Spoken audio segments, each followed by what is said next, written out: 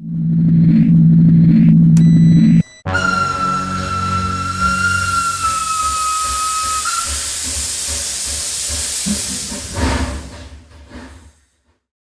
Fernanda Lopes da Cruz Alves dos Santos. Nasceu em 1935, no Porto. Para mim era um herói. Evidente que o meu avô, para mim, é um motivo de orgulho. O meu avô, para mim, era um herói.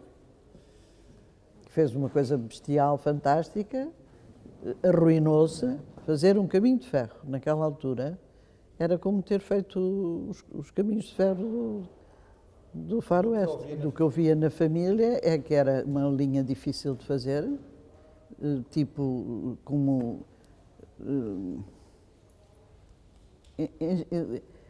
sob o ponto de vista da engenharia, não é? Porque toda aquela traça daquela parte do Tua é muito acidentada, não é? O próprio Tua é um rio tumultuoso, acidentado, e as encostas também eram. Portanto, fazer o desenho daquela linha já em si foi uma coisa difícil, não é? Já como construção, como obra de engenharia, não é? A que é que na família se atribuía a falência dele? Porque o Estado não pagou. A versão que eu tenho foi no tempo da monarquia, rebentou a República. E em Portugal, naquela altura, como sabe com certeza, pela história, os governos não duravam, alguns duravam uma semana, não é? Estavam continuamente foi um tempo tumultuoso em Portugal. E disseram que não se responsabilizavam pelas dívidas do governo anterior. Ora, as dívidas do governo anterior eram da monarquia, porque o meu avô empenhou tudo para construir a linha, mas o devedor era o Estado, não é? Ele não foi benemérito. A ideia dele não era oferecer a linha. Por isso, muitas vezes, quer dizer, Deus me perdoa, apetecia-me chegar umas bombinhas e estourá-la toda, porque a República a seguir diz: não temos nada a ver com isto, a monarquia comprometeu-se, mas nós não temos responsabilidade nesta dívida. Penso que era uma das casas que ele teria tido e que depois terão passado para esses meus primos. Não sei em que circunstâncias, porque entretanto o meu pai vivia em África e era um solteirão inveterado, tinha 40 e tal anos, a gente pensava também que ele nunca mais vinha, nem casava, nem nada. E depois a família cá geriu-se como entendeu e geriu aquela falência como entendeu, não é? O meu pai, sei que ainda durante muito tempo se interessou e pagou a advogados, inclusivamente foi contactado... Há advogados. Mas está a ver o que eram os processos contra o Estado numa altura tumultuosa, não é? Se agora é difícil, imagina então nessa altura. E o meu pai começou aquilo a sair um bocado caro e desistiu. Depois tenho uma ideia, não sei se isto será verdade ou não, que o Afonso Costa que lhe escreveu para reabrir o processo da linha tua, não é? E o meu pai disse: para mim acabou, estou farto. O pai dele já tinha morrido, os irmãos estava tudo para longe, ele tinha comprado uma quinta e tinha posto lá a mãe e tinha oferecido essa quinta aos primos com essa condição da mãe ficar até ao fim dos seus dias, e arrumou o assunto e não se falava em nossa casa praticamente do assunto Tua. Essa quinta era a quinta do Zimbro? Eu penso que sim, mas não juro. Não juro. Sim, isto bate certo com o João. O João também nos contou. Não era a quinta do Zimbro, não. Não era a quinta do Zimbro, era em Castanheiro. Uma quinta em Castanheiro. Eu sei o nome, mas agora não me conto. Eu conheço essa quinta do Castanheiro porque quando nós viemos da África passámos lá umas férias. Não sei, era uma quinta mas onde... A do Castanheiro é outra diferente da do Zimbro. São próximas, mas não... Diferentes, são quintas diferentes. Mas eu lembro-me do meu pai falar muito do Zimbro. O Zimbro Devia dizer muita coisa ao meu pai, não sei o quê, mas lembro-me dele falar muito, mas não sei concretizar. Ainda sobre o João da Cruz, o João da Cruz tentou ser também um grande agricultor. Ele tinha 16 quintas para aí. Foi um grande plantador de vinhas. De vinhas. O meu pai diz que o vinho do Porto era feito, escolhido bago a bago. Ele foi mesmo agricultor, aliás. As origens dele, ele era filho natural, como sabe, devia ser filho de agricultores. Essa era aquilo que ele sabia. Mas ele também fez muitas obras públicas. Porque concorreu a muitas obras públicas, estradas. Porque depois teve dinheiro e, portanto, meteu-se nessas empreitadas. Depois do Brasil. Meteu-se nessas empreitadas, não é? Sobre a presença dele no Brasil, nunca... Do meu avô não sei nada. Sei do meu pai, que trabalhou na Estiva, vai para o Brasil, onde esteve 1 ano e tal, ou coisa que vai, não esteve muito tempo. E trabalhou onde pôde, para subsistir. Depois conseguiu voltar e foi para Lisboa formar-se naquilo que ele queria, que era medicina. A trabalhar. Mas há uma história engraçada, um bocadinho romântica, não é? Há século XIX, que não sei até se será completamente verdade, mas tenho alguma curiosidade. O meu pai, quando voltou, comprou uma pistola, comprou os livros do primeiro ano de medicina e pôs a pistola em cima dos livros e disse: se eu não me formar nestes 5 anos, dou um tiro na cabeça. Sabe que isso era muito há século XIX, não é? Fins.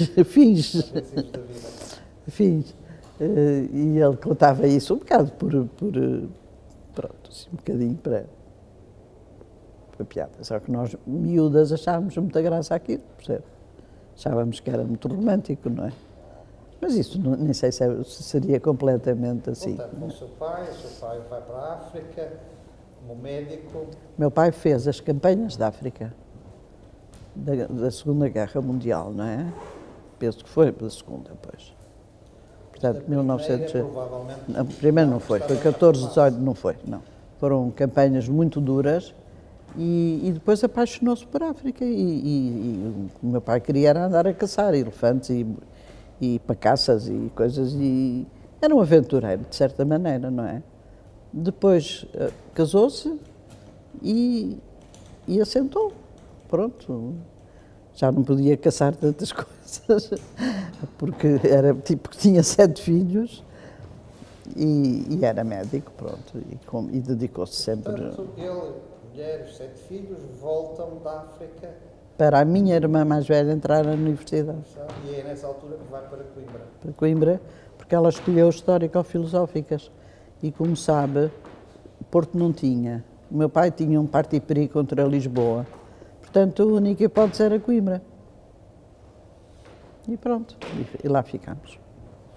A minha mãe foi para a África com os tios, porque ficou órfã, ela e uma irmã mais pequenina, e outros mais velhos, que foram para outros lados.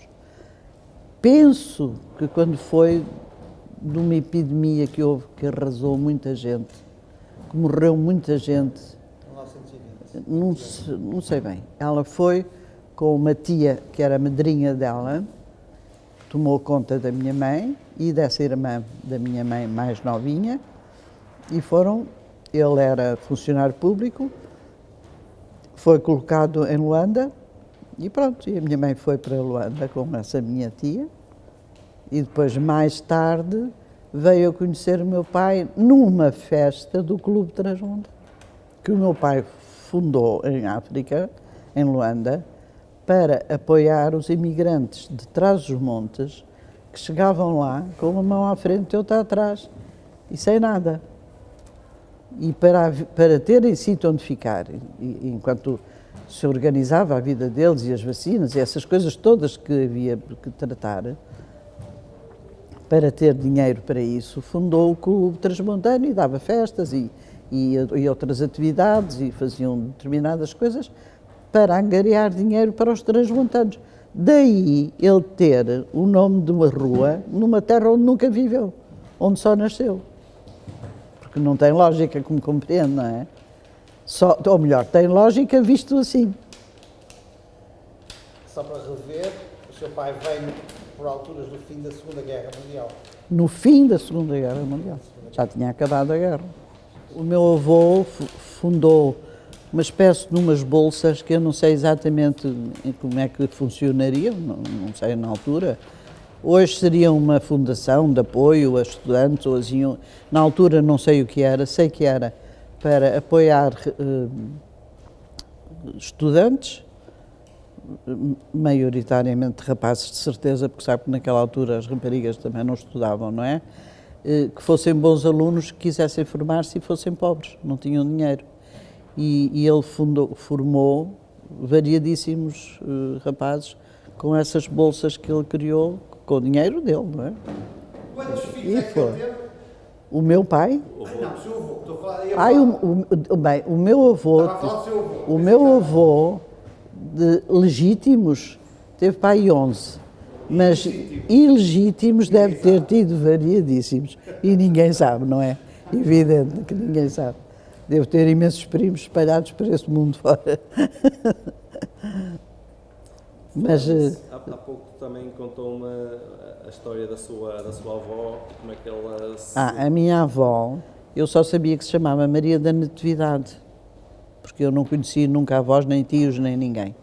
Nem de um lado, nem do outro, não é? E eu perguntei qual era o nome da minha avó, sabes? E o António João disse, deixa-me ver aqui no computador. E então, a minha avó pertencia a uma família que devia ser uma família bem instalada naquela zona e com uma certa tradição, que eram os Magalhães de Ribalonga. Já ouviu falar?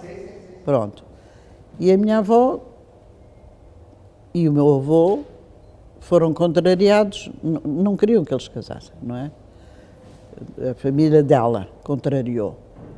Mas ela acabou por fugir e foi viver com o meu avô. E depois, mais tarde, casou com ele, não é? E então, o que eu sei, que não sei bem em que circunstâncias foi, que a família dela, com certeza, quando ela fugiu, retirou-lhe o dote. Sabe que naquela altura, as senhoras, quando casavam, levavam dote, não é? Como represália, retirou o dote. Não sei se, por morte deles, se por arrependimento mais tarde, esse dote veio parar outras vezes às mãos do meu avô. E o meu avô deu todo aos pobres. Não ficou com tostão desse dote. Era um homem de caráter, percebe? Forte. Era um transmontano típico. Se conhecer, vocês não conhecem, porque são do Porto, mas o transmontano não é osso fácil de roer, não é? Não é? Não está de acordo? Tem personalidades fortes. Aliás, basta ler Miguel Torga, não é? Aquela gente que nasce numa terra inóspita e dura de trabalhar, fica rija também, moralmente, não é? Há pouco falou-me também da figura do Abílio Bessa. O que é que me pode dizer sobre ele? É o que eu sei só, que foi quem mexia politicamente os cordelinhos, portanto, com Lisboa, não é? Que era o poder central, estava lá, para se poder fazer a linha. O meu avô entrava com o dinheiro, mas de resto não tinha contactos, e o outro tinha, politicamente, pela posição que ocupava, é que mexia os cordelinhos. Portanto, os dois foram realmente os grandes obreiros dessa linha, um de uma maneira, o outro de outra. E é por isso que me choca, não é? A morte dele no dia da inauguração, apanhado pelo próprio comboio da inauguração. Acho uma coisa trágica. Mas o que é que me pode dizer mais sobre Não isso? acha? Isto foi de um jornal de Trás-os-Montes, de há 20 e tal, 30 anos, quando foi o centenário desse senhor, Bessa. E então diz aqui o seguinte: a inauguração do busto teve lugar a 1 de dezembro de 29, portanto 1929, colocando-se ao mesmo tempo e no mesmo dia uma lápide em mármore na estação ferroviária de Salsas, comemorativa da trágica morte do conselheiro Abílio Bessa. Na mesma data foi descoberta, descerrada, a lápide de mármore com o retrato total de João da Cruz, portanto aqui depois a seguir já é sobre o meu avô. Mas a estação de Salsa, em que ele foi apanhado pelo comboio, em que estavam todas as figuras gradas de Bragança, foi no dia da inauguração. Foi. Confirme, eu até gostava de saber, confirme, porque é a ideia que eu tenho, que foi precisamente quando estava toda a gente, o movimento era muita gente. Então quando foi? Foi uns anos mais tarde. Foi uns anos mais tarde. Nós temos o relatório policial da morte dele. Foi uns anos mais tarde. O que se passou foi o seguinte: ele saiu do comboio para cumprimentar umas pessoas, enquanto o comboio tomava água. Mas fosse como fosse. É trágico, não é mesmo? Não foi na inauguração. Por acaso eu tinha ideia que mas sim. Mas tem uma ponta de coisa. Realmente foi para cumprimentar umas pessoas importantes. Não sabemos quem eram. E depois, sobretudo, meteu-se no... E foi apanhado. Sabe que eu, quando vim da África, tinha 9 anos. E nessa altura as famílias não falavam muito. Pais e filhos não falavam muito, sobretudo por assuntos trágicos ou escandalosos, outros, ou por outra razão qualquer. Pais e filhos não conversavam muito. Nós hoje conversamos com os nossos filhos sobre tudo e mais alguma coisa. Os nossos pais não era assim. E, portanto, algumas coisas ficaram no ouvido, mas vagamente. Porque há coisas, por exemplo, que eu sei, as minhas irmãs não sabem, e outras que elas saberão e eu não sei, mas tudo coisas um bocado vagas. Não havia informação certa para dizer, foi assim, está a ver o erro que eu estava a cometer? Porque pensei que tinha sido no dia da inauguração. Porque são coisas que não eram registadas, eram assim, vagamente faladas. Eu sei que a maçonaria esteve envolvida na morte do rei. Foram eles que o mataram, não é? E eram de Vinhais. O Buissa, não é? Sabe perfeitamente isso. Agora, na falência do meu avô, não sei por que seria. Então, vou-lhe contar a história. Não sei por que seria. Ele não tinha que prestar conta. Isto só vale como tradição popular. Primeiro, eu não sei se ele morreu na régua. Mas é muito provável que tenha morrido na régua, senão esta história não existia. Mas não me parece. O seu pai era maçom? Eu não sei se o meu pai alguma vez foi maçom. Nem sei se tivesse sido, podia ter saído, não sei. Sei que em minha casa não havia avental nem essas coisas. Portanto, não me parece que tenha sido. Talvez, como era republicano ferrenho, houvesse ligações pessoais com indivíduos da maçonaria, isso talvez, admito. E mesmo em Angola é natural que isso tenha acontecido, não é? Porque o meu pai era anti-salazarista, como qualquer pessoa que gostasse efetivamente da África, porque, como os senhores sabem, o Salazar nunca lá pôs os pés, não conhecia a África, portanto, a informação que o Salazar tinha era dos representantes que mandava para lá. E havia uma oposição muito grande em Angola, e o meu pai era amigo pessoal de Norton de Matos. E, portanto, era toda a linha de Norton de Matos, que era o mais possível contra a linha salazarista, como sabe. Aí pode ter havido ligações, mas a título pessoal. Penso que não vinculativas à maçonaria propriamente dita. Tem alguma memória pessoal do Norton de Matos? A escola Rita Norton de Matos, que era à frente da nossa casa. A Rita era filha do Norton de Matos, mas quando eu nasci já o Norton de Matos não estava lá, não é? O Norton de Matos era daqui do norte, não é? Depois sei que em Coimbra o meu pai ainda foi contactado, quando foi da história, penso, do meu padrinho. Ora, o meu pai foi contactado pelo Rodrigo Abreu Lima, que é meu padrinho, um dos meus padrinhos. Abreu Lima, que agora... Casado com a Sra. Geminiana, de Viana do Castelo.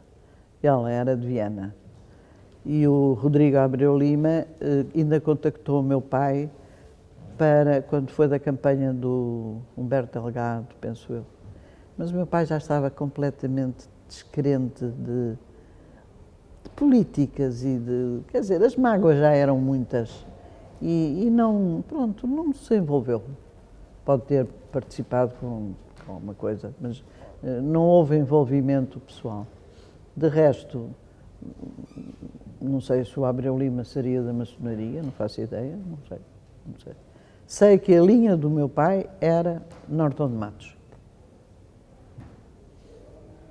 O senhor ainda viveu em África, portanto, uns anos. Eu vivia até aos 9. Até aos 9 anos. Tem memórias disso? Tenho, claro. Mas, vivia em Luanda aonde? Luanda, na Avenida do Hospital. Onde hoje, à frente de onde hoje é o cinema. Porque naquela altura não havia ali cinema nenhum, não é? O cinema foi feito mais tarde. Então, mas quem conhecer Luanda agora, a Avenida do Hospital, de um lado é o cinema e do outro lado eram moradias, onde havia variedíssimas moradias, que eu lembro-me das pessoas, isso lembro-me dos nomes e das pessoas e das festas. E já ia? Isso, todos os dias íamos ver o pôr do sol, porque o meu pai, de certa maneira, manteve sempre um espírito, não digo aventureiro por um lado, mas por outro lado um bocadinho romântico, porque o primeiro carro que entrou em Angola foi dele, particular, foi do meu pai. Mas depois começou a ter filhos e nós pegávamos umas com as outras porque queríamos ir à janela. E o meu pai achou, porque tinha imenso sentido de humor, que o carro que lhe convinha era o tipo carro funerário, onde ele podia mandar abrir janelinhas conforme os filhos que ia tendo. E então nós andávamos nesse carro, cada uma na sua janela, para não discutir, e as pessoas brincavam com ele, diziam, então, Sr. Doutor, onde vai passear? Ele disse, eu vou passear a felicidade, que era o nome da minha irmã mais velha, num carro funerário cheio de janelinhas, está a ver? E todos os fins de tarde, quando ele saía do consultório, sabe que o pôr do sol em África é mais tarde, não é? Íamos ver à ilha o pôr do sol para ver o raio verde. Evidentemente. Na ponta mesmo da ilha? Sim, entrávamos lá na ilha. Ponta da ilha mesmo? Pois, passávamos a ponte, que eu tinha um medo pavoroso daquela ponte. E depois íamos ver, para ver se conseguíamos ver o pôr do sol do Júlio Verne. Com certeza tem a ideia de ler o Júlio Verne, não tem ideia? Ver o raio verde, que se víssemos íamos ser felizes, não é? Pensávamos num desejo e íamos ser felizes. E acho que nunca ninguém viu o raio verde, mas nós dizíamos que sim, víamos hoje, olha, vimos e tal. Mas todos os dias era sagrado aquele passeio. E tomar banhos de mar na praia? Ah, sim, isso, credo. Na ilha? Isso, claro, tinha que ser, não é? Já naquele tempo. Mas a travessia para a ilha era perigosa, porque os tubarões andavam muito ali, sabe? Uma pessoa que caísse ali não tinha safa possível. Aquilo era um desenho difícil de arquitetar e de executar, não é? Mas a zona de Codraçal não lhe diz? Não me diz especificamente nada, não. Clemente Menezes, diz-lhe alguma coisa? Como? Clemente Menezes. Não, isso é o nome de alguém, não é? O meu avô perde a fortuna, o outro perde a vida, o engenheiro tem o aneurisma. Eu agora estou-me a rir de uma coisa que é absolutamente trágica. Ainda quero mais razões. Também se arranja mais uma morte ou duas, não é?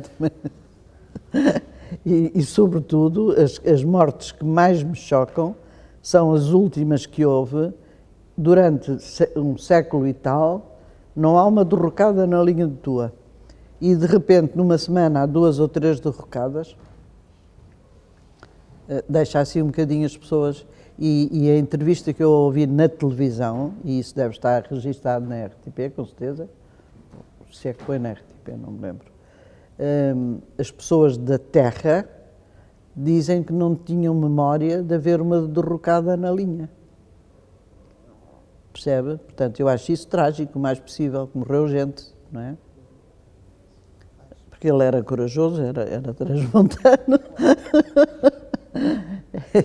Possivelmente tinham medo de um confronto físico, não sei. Não. Mas essa história não lhe... Não lhe desperta nada da sua memória? não me diz nada.